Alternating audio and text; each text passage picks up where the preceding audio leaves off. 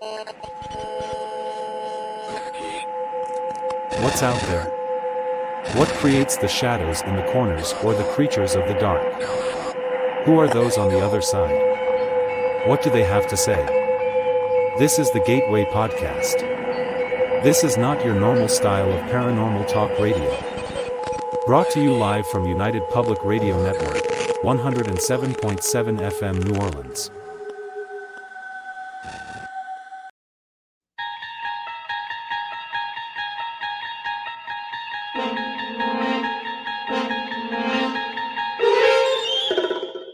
You're listening to UFO Undercover with your host, Joe Montaldo, right here on the Paranormal Radio Network.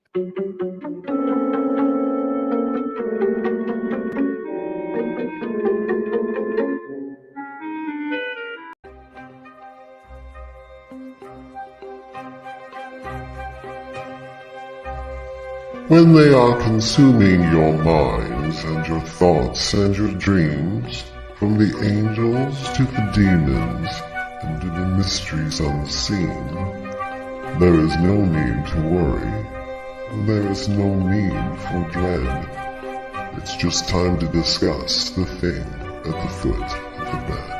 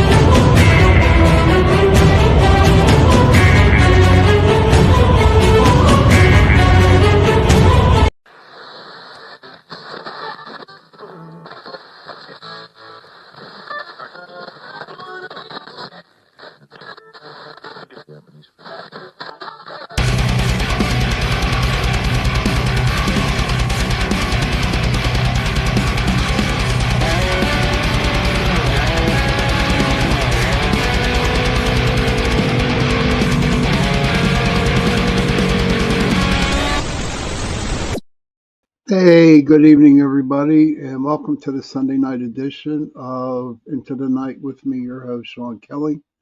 How is everybody doing this fine, beautiful, cold, wintry day? Well, they get a little warmer today, so things are okay. They're shaping up. This Tuesday, I'm going to have Michelle Wilford on. She is a listener, but you know, her place is like totally very, very haunted. There's a lot of paranormal activity in there, and she will be on my guest Tuesday night. Hey, Michelle, good to see you.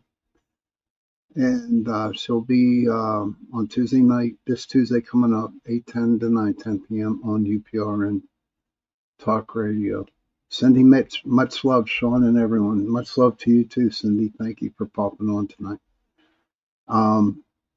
I also want to thank UPRN Talk Radio 105.3 New Orleans, 107.7 Mississippi, or vice versa. Somehow I get that wrong all the time. But I guess, hey, listen, I'm a human being, so I'm entitled to make mistakes. Also, right after my show tonight at 9:15, Sean Patrick Hazlitt, his show, Through a Glass Darkly. You know, stick around, and if you're not doing anything after my show, you know, stick around and listen to Sean. He has a very good show. He's got very good guests on and comes up with interesting topics. And he's a good dude. He's a good host. He's got a good show. So, yeah, tune in after my show. So, question I want to put out there to everybody who's listening. What's your favorite place to go ghost investigating? Do you like cemeteries? Dee, hi, good to see you. Thank you for popping in. What is your places that you go and like to investigate? Um, I've done so many investigations, and I've done a lot of clients in their businesses and stuff like that. So I have a wide range of places that I really did enjoy going to. And tonight I'm going to talk about some of those places and the experiences that I got from there. Well, see, back in 2006, when I formed Pittsburgh Paranormal Society, really paranormal investigating was like at, at just started out, you know. And I got my interest in Gettysburg, came back, went on, it's called Meetup, and I formed Pittsburgh Paranormal Society. And all we did was go to a couple cemeteries and a couple places that were supposed to be totally haunted. And to be honest with you, that's all we did for like the first 4 or 5 months.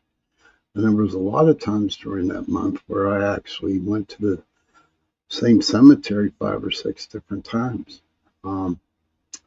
Until October, when we got our first request to do a client's house down in Elizabeth, PA. And that's how it started. I never advertised, you know. It was all about word of mouth, and the word got out because that was like one of the first groups here in the Pittsburgh area, Allegheny County, and a lot of people were interested in getting their places investigated. It gave the opportunity for people to express that they might have a ghost living in their house, or why are there items missing, pots and pans clanging, keys missing, all that stuff. And a lot of people, they had taps on at the beginning, and that's what started it. But what was really great about it was it actually gave people the opportunity. Hey, Squash Man, good to see you, pal. Thank you for popping in. But it gave people the opportunity to talk about all the stuff that was happening in their house. A lot of people at the time were so afraid to talk about it because a lot of people were afraid that they might just call them nuts or whatever, you know. And everybody thought they were crazy, and even the clients, they thought they were crazy too. And so that's what I did. A lot of client houses, but I also went out to different places. Excuse me. And I'm going to share with some of those places I've done with you that I have done in the past. And I'm really looking forward to this because, you know, if you have a piece of paper and a pencil, write them down. And I guarantee it that they will be more than happy for you to come down. And now there's a couple places that I went to that, you know, you did have to pay for the investigation. But the places that we went to, they actually did something with the money. I know the one down, hey, Mr. Wojo, good to see you, sir. Thank you. Have a great show. I will. Now I know it's going to get really good because you're here, sir. Thank you for coming in. But this one place I'm going to be talking about soon, they actually take the money, and I mean, they're booked up all year. But what they did was they took this place. I think the mansion was built in 1902, 1903. And when we first went down there, that's when they actually started collecting the money, you know, to rebuild this thing. And that's what they did now. They restored the mansion like it was back in the 1900s when it was first built. So, but there are other places out there too that, you know, you investigate and they charge you an arm and a leg, and none of it goes to any of their proceedings, or they don't do nothing with it. They just pocket the money. You know, it's an easy thing to make money on. You can just get a house and say, hey, it's haunted, $100 a person. You're more than welcome to come in and do an overnight investigation, which I think is a little too ridiculous and a little too outrageous. That's my opinion. Okay. But besides the, the pay per view, what we used to call them, there's also a lot of haunted places out there that's free to the public. Okay. And it's not always that you need to go to a certain building, a certain house, a certain landmark. You don't. You can go to, I'm going to talk about a couple tonight too, McConnell's Mills. That's up there in near Moraine State Park, or on the way up there. And it's a really interesting place. We went up there a couple times, and I know for a fact that, the thing was, the so-called story behind it was that there was a guy that walked around the mill itself and then, got to a certain spot and actually went into the mill and turned the lights on in the mill. This was at night. You're talking about 9:30, 10 o'clock at night. But you also got to remember, too, there is a creek there. It's called Slippery Rock Creek, and it is very, very dangerous. And there was a lot of people that lost their lives who slipped on the rocks in the creek, were doing stupid stuff, and they died. So not only did they have the man walking around McConnell's Mills, they also had a lot of spirits, too, of people who died there. It's a very, very active place. Let's see. D Hoot says, the only place I've investigated was an elementary school built on a limestone quarry. Stuff happening all the time during the day. I worked there for 21 years. 2 night investigations. Michelle says, I would like to go for ghost tours of the Portland tunnels. They were used for bringing goods from ships to the city, said to be haunted. Cindy Mitch heard of that place but never went. You should go, Cindy. Seriously. You should go. And B, thank you for sharing that. I'm going to do a little research on that school and see, read it for myself. Heidi, hello, Sean. Just now leaving the grocery store, driving home and listening. Well, you drive safely, okay, Heidi? Make sure you get home in one piece. I really do hope you drive nicely. But yeah, so McConnell's Mill was definitely haunted. And I did see the guy walk around the mill a lot.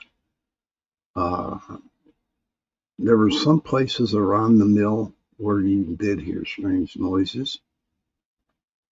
You actually heard people talking. And it's a pretty cool place to go investigate. It's called McConnell's Mill. I had fun. And that's the first rule. That's the first rule of paranormal investigating. You gotta have fun. Seriously, it's just that you can't be serious. Oh, we got some people here. Okay, Heidi says, "Shit, I forgot my snacky snack in the back seat." B says, if I was going to pay to go somewhere, it would be to the Pax home and area. And with Richie B. Yes, Mr. Richie. And don't forget Mr. Wojo, too, there, Miss B. So, Heidi goes, Sean, can you please explain ectoplasma to D. Hoot? So, Heidi will be home in 2 minutes. D, ectoplasm. All right. Ectoplasma is when the spirit is moving, okay, and it just looks like one big like smoky. It looks like it's smoky, okay, and that's what the ectoplasm is. It's not the gooey stuff that you saw in the movie um, Ghostbusters. No, ectoplasma is when the spirit is moving, and it looks all kinds of fog. The only You can actually see it with your eyes sometimes, but if you take a good picture or a good video, you can actually see it. And I'll give you a good, for instance, a good thing about ectoplasma. The thing my ad that I run. If you ever come across that picture where you see two like hazy things on either corner with that little star in the middle, the two things on the right and left are ectoplasma. Okay. And Heidi would definitely go out with Richie and Mr. Wojo too. Richie and Wojo are to me are two sides of the same coin. Michelle says, yes, that would be fun. Oh my God, yeah. But you know what? That's the best that I can explain ectoplasma uh, to you, D. You're welcome. It is something to see. It is something to see. I wouldn't consider a shadow figure as ectoplasma. I would not think, I would not put that in the same category. To me, shadows are totally different. They're solid black, and also with, like I said before about the, hey, Kason, good to see you, buddy. Actually, is when it's moving and it looks kind of hazy and looks like one big fog or little fogs. But that's it with Fort McConnell's Mill up there. We really didn't get a lot of evidence. Most of the things that we did get was personal experiences. Now, I'm a firm believer in orbs. I really am. I don't know how you feel. But I could, and it's real hard to do an orb around a creek because all the water particles coming from the creek itself. Plus, in the summertime, you still got the dew and you got the bugs going on. So when it comes to taking pictures and I see orbs, I just eliminate them all. I don't even consider that good. But a good picture. Now, maybe in all those orbs that I see on the picture that I took, maybe there's one good one in there. I don't know, but I totally just throw the picture out. I delete it. I don't deal with it. So we didn't even get an EVP, but we had the personal experiences. I know some people. Oh, excuse me. That's my tummy. They got touched. They got their hair pulled. Nothing really hurtful, but it personal experience. Hey, Joe Fox, good to see you, buddy. But for investigating, personal experiences are more important, I think, than getting a video and getting a picture. And what are your opinion on the bright blinking orbs? Good question, Heidi. The ones that pulsate, yeah, it's pulsating.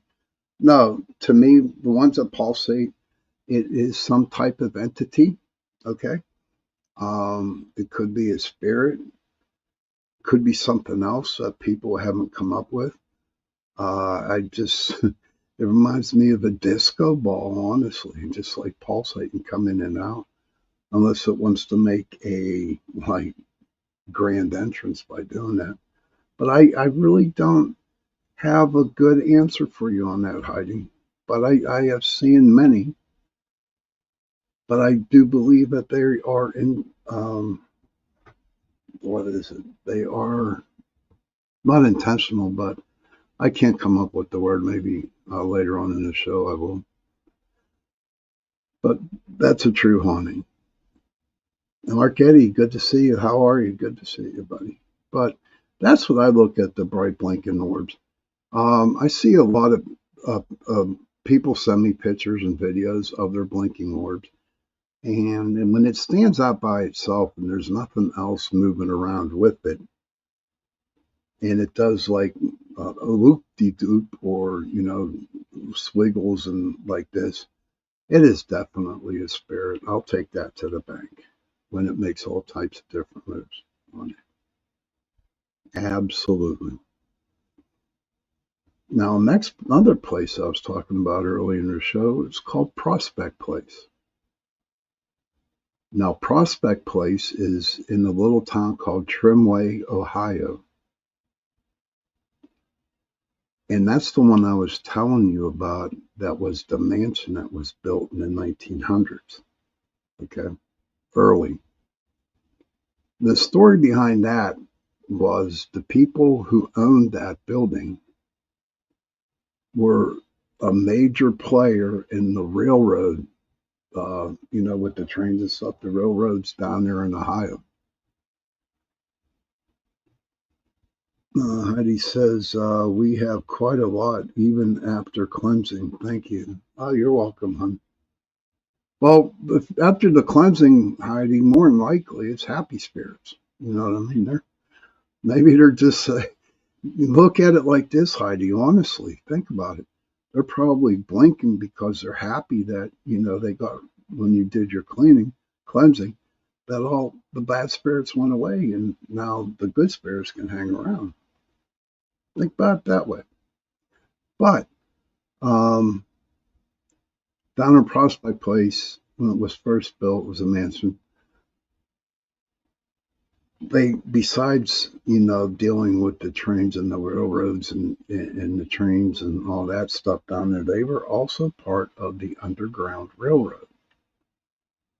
Now, if anybody don't know what the Underground Railroad is, it's where back in the 1800s, when African Americans, slaves, wanted to escape from down south and go up north where they knew they were free. And they would go to different places, along the trail there. And the very first stop, or one of the stops, was at Prospect Place. D. Hoot says, down below in what was the dugout part of the quarry was a junior high. Words were seen and photographed going from elementary school down to junior high school. Ah, that's interesting. That's interesting. Do you have any of those pictures, Dee? Can you get me some of the pictures? Is there any way we can, how we can do that? Don't worry, Michelle. There's nothing evil around your place. I'll take that to the bank.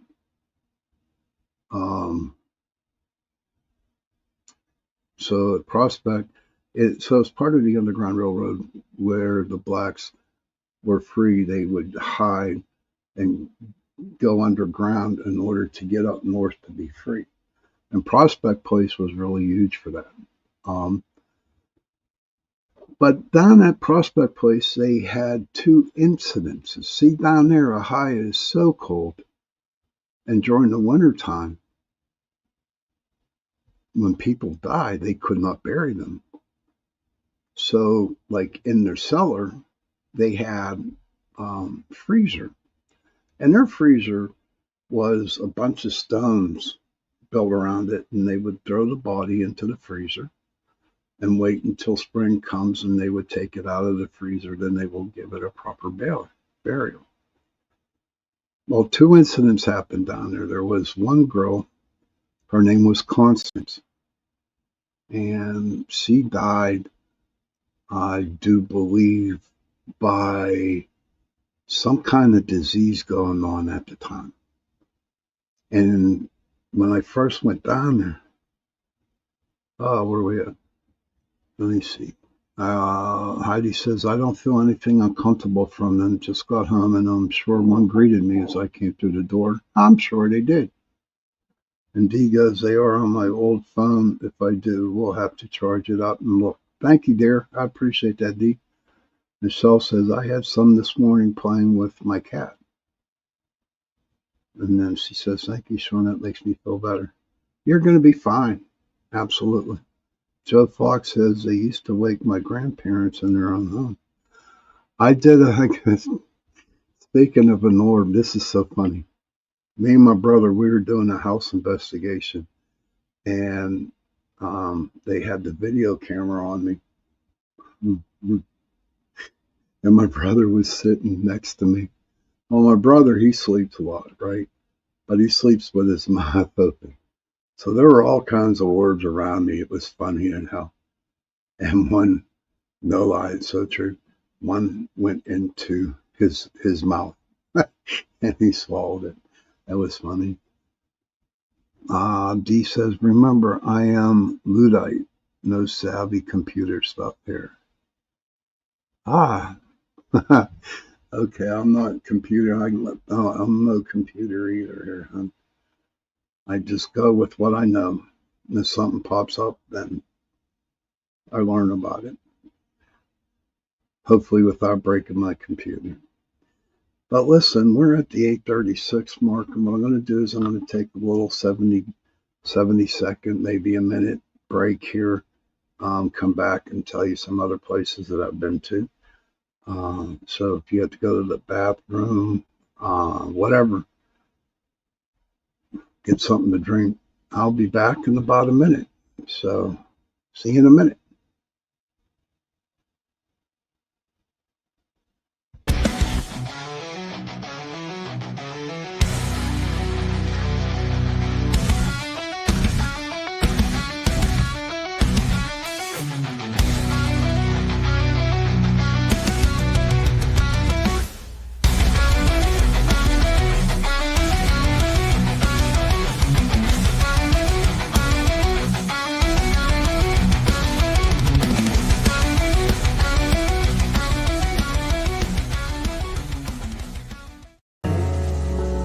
Hi, I'm Brittany Ashley, your host of Breaking Norms, Building Dreams, your guide through this transformative journey in both business and life. This is your place crafted for dreamers, doers, or anyone who has been told they can't. Get ready as we challenge those narratives together. You're tuning in live to the United Public Radio Network, airing on 105.3 and 107.7 FM in New Orleans.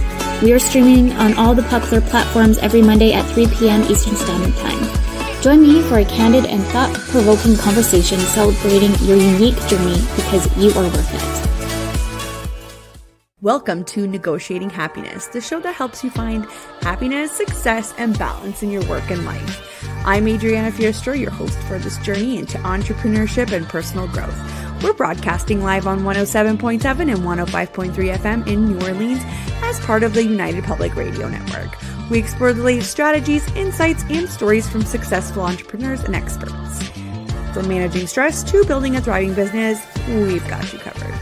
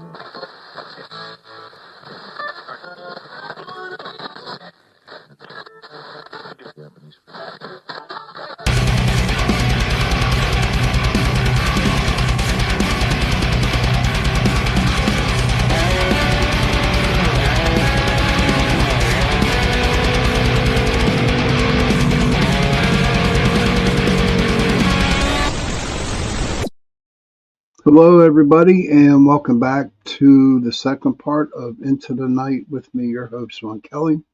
I hope everybody is having a good night tonight.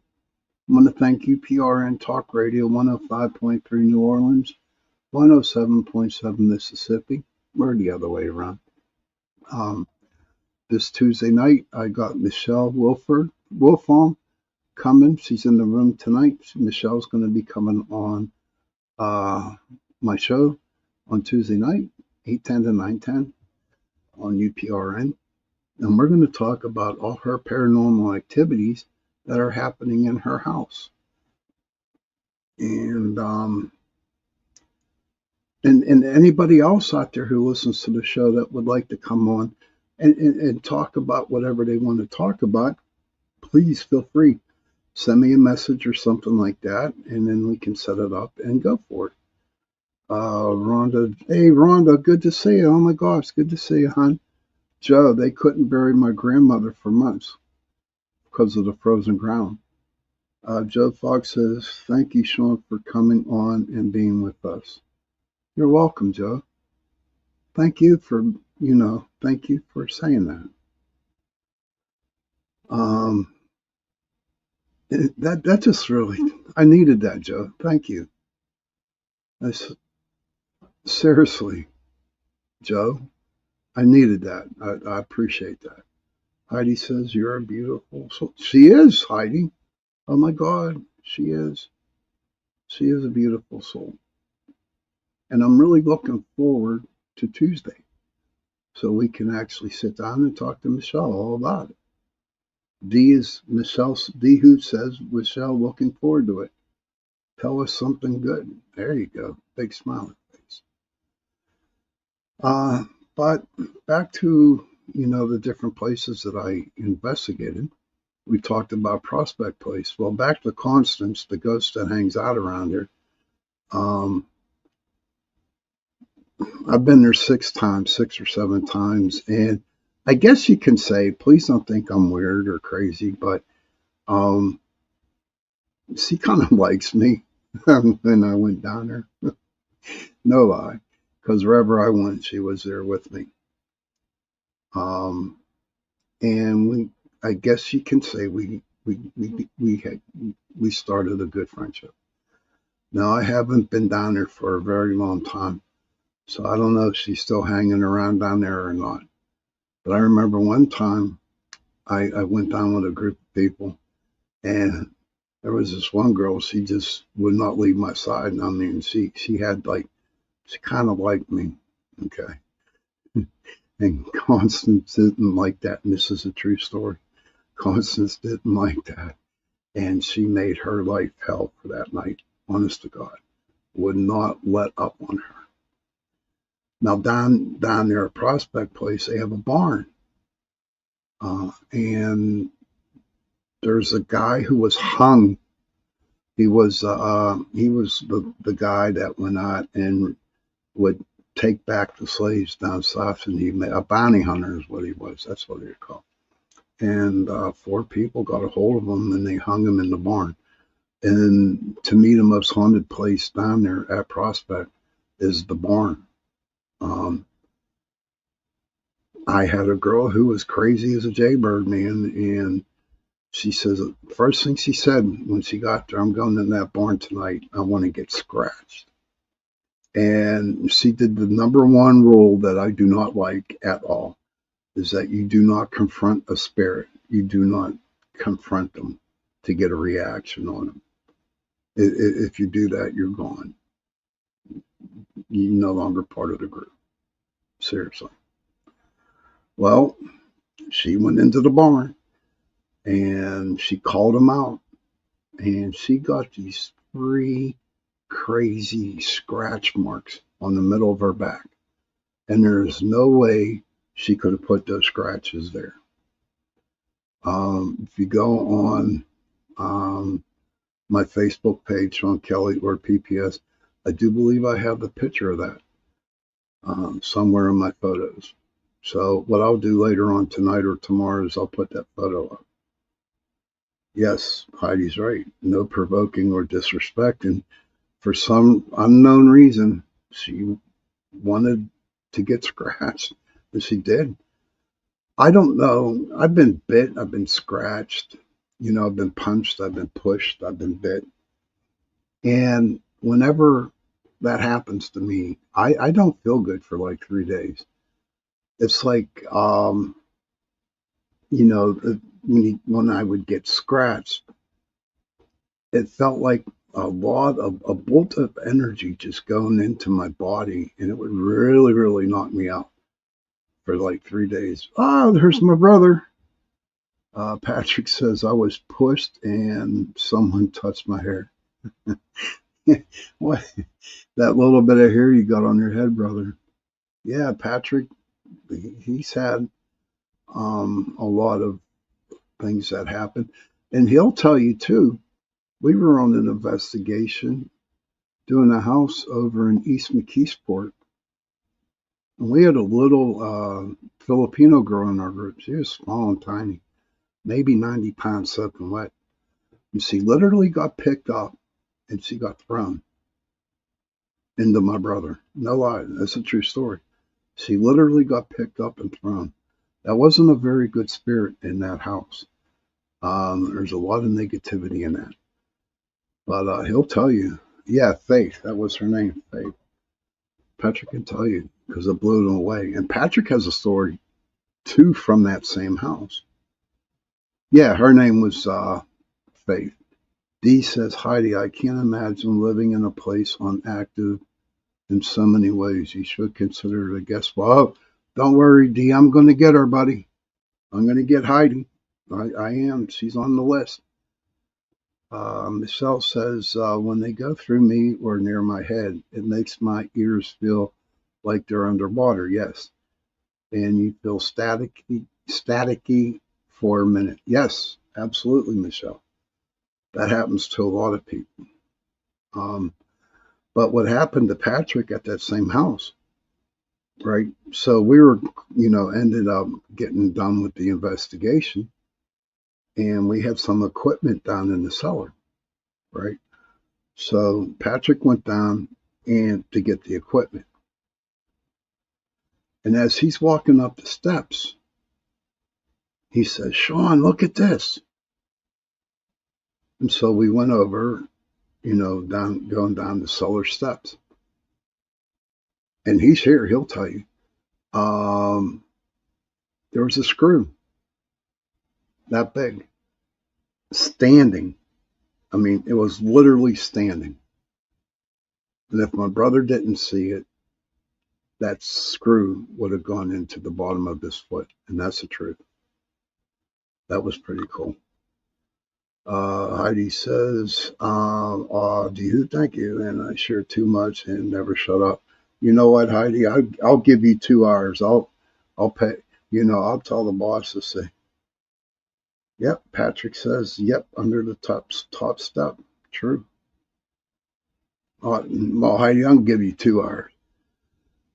Kaysen says, I've seen a man getting beaten by a demon till he rolls on the floor and screams in the Ram Inn barn in the UK.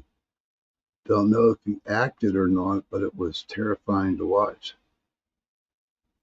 And Patrick was saying, too, that screw was not there when he went down the steps to fetch the equipment.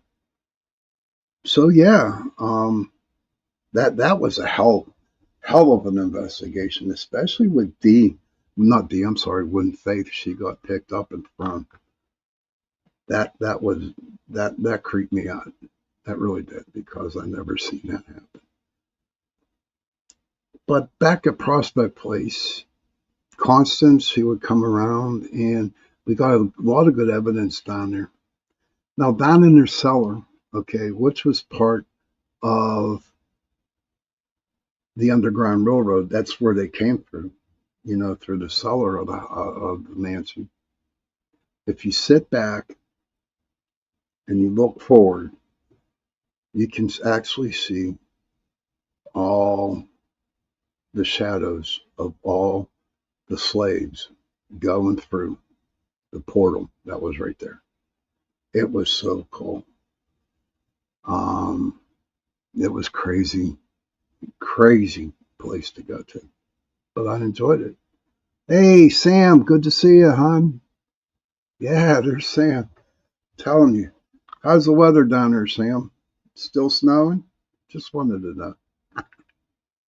But yeah, so that's all about Prospect Place. You want to go to Prospect?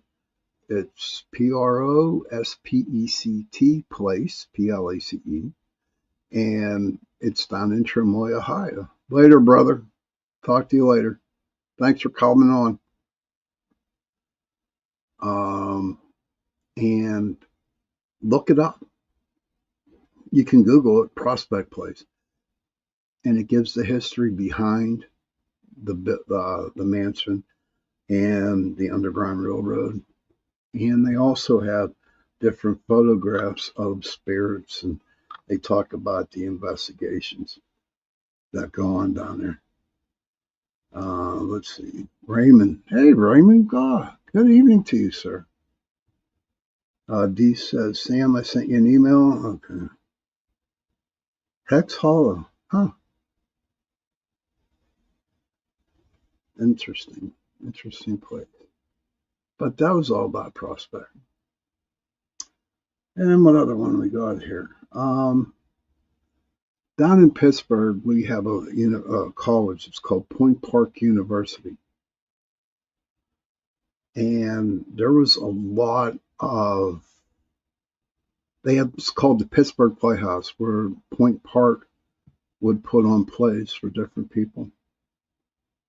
And hey, Robert, good to see you, brother.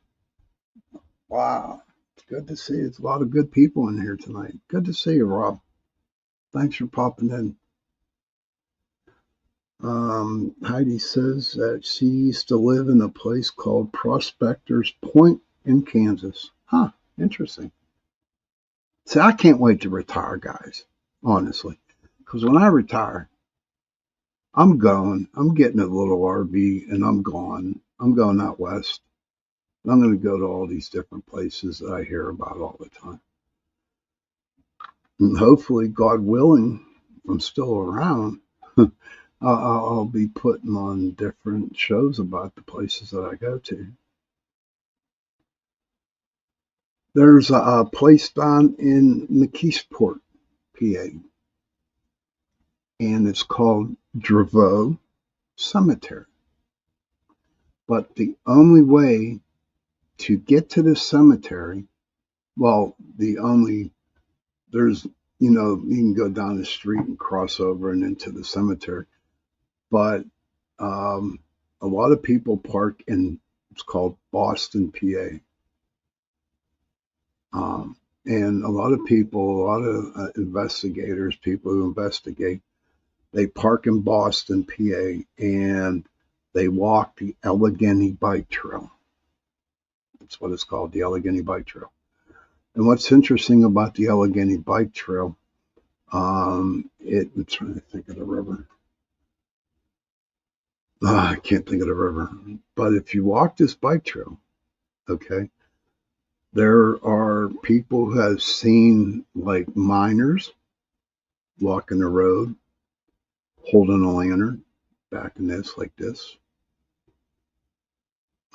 You've seen a lot of shadows. I know there was a lot of battles, a big fight between Native Americans and settlers down along that part of the river. And when we would walk the bike trail to go to Draveau Cemetery, oh my gosh, it was crazy. It's really weird. I don't know if anybody ever smelled what gunpowder was like, okay? But you're walking down and you can actually hear and smell guns going on. It was crazy. So we get to Draveau, the cemetery, and what a place, okay? And it was crazy, right? We were doing some EVP sessions down there, and every time that we did an EVP, there was a train across the river. And as soon as we asked that question, no lie, the train would blow its horn. I mean, it was just like the train was, or the conductor was reading our minds, because every time we asked that question, the train whistle would go off. It was crazy. It was insane. But the cemetery, there's a lot of good, interesting stuff in there. Of course, you got your shadows, and then you got your people in there. So, but what the big thing for me going out and going to different places to investigate, it's really, really interesting, real interesting, and it gives you a peace of mind. And I've told you this before, and I'll tell you again. Cemeteries are hollow, yeah, they're hollow. They're very sacred, very, very sacred, and nothing bad would ever happen to you in the cemetery, because I guess it's because it's blessed or whatever, hollowed or hollow ground is what it's called. That's right. Now, difference now, you got your Indian burial grounds. Now, that's a different story. Okay. A lot of bad things have had happen around Indian burial. Thank God I showed respect to, in my group I had at the time, we showed respect to them, to the Native Americans, because I have heard stories, and I have actually talked to people who would act like dumbasses and start causing a ruckus around the Indian burial grounds, and they got hurt. They really, really got hurt, and a lot of bad things happened to them, and not so much being scratched or being pushed or anything like that. They had really lucrative dreams, very lucrative. I mean, just scared the hell out of them. So that's one place. Well, anywhere you go, any cemetery, any Indian burial ground, you have to show respect, because all the years that I have done it, I never, ever, ever called out a spirit, because when I die, I don't want to be treated like calling me every freaking number, every freaking name in the book just to get a reaction out of me. No, you don't do that. And in my experience, okay, if you show the spirit respect, and in return, they will respect you. And that's the truth. And to be honest with you, that's when you get awesome evidence. Okay. Raymond says, I'm going to miss investigating Bobby Mackey's, but I want to go back to the Octagon Hall this year. Is that the one down in Virginia? Because we've been to the Octagon House. We were down there, and the one in Virginia. Sam says, yikes, never good to do that. True. Rhonda says, I did an archaeological dig on property in Pitt Gas near Frederickstown on an old Indian burial ground for California. Oh, that would have been interesting, Rhonda. Holy crap.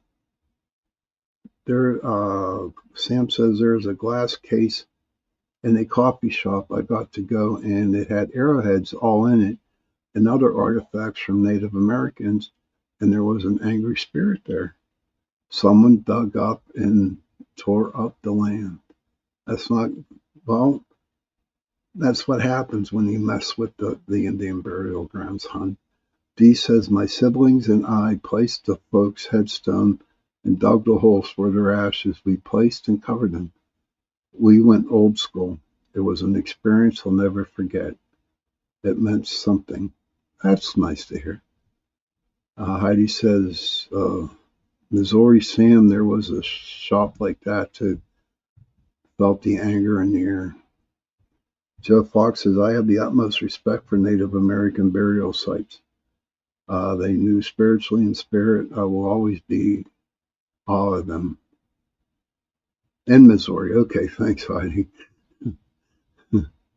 And Ray agrees. He says, I agree 100%. It's all about respect when investigating.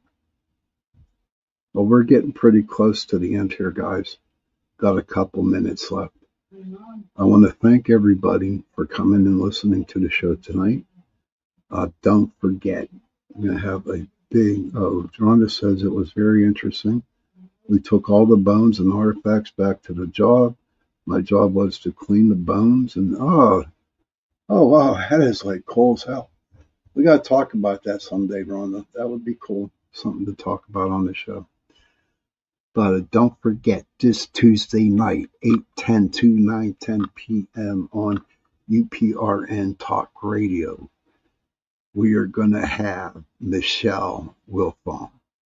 And she's going to share with us her paranormal activity that's going on into her house. And I'm really, see you Tuesday, Joe. And I'm really looking forward to having her on. I really am. So don't forget, Tuesday night, 8:10 to 9:10 on UPRN. My friend Michelle Wolfgard will be coming on. All righty. So children, if you can, please go to your parents, give them a hug, and tell them that you love them. And parents, please go to your children and give them a hug and tell them that you love them. And if you have no parents and if you have no children, find somebody, give them a hug, and tell them that you love them. Because those 3 words, I love you, go a long way. And on that note, sweet dreams, happy hunting.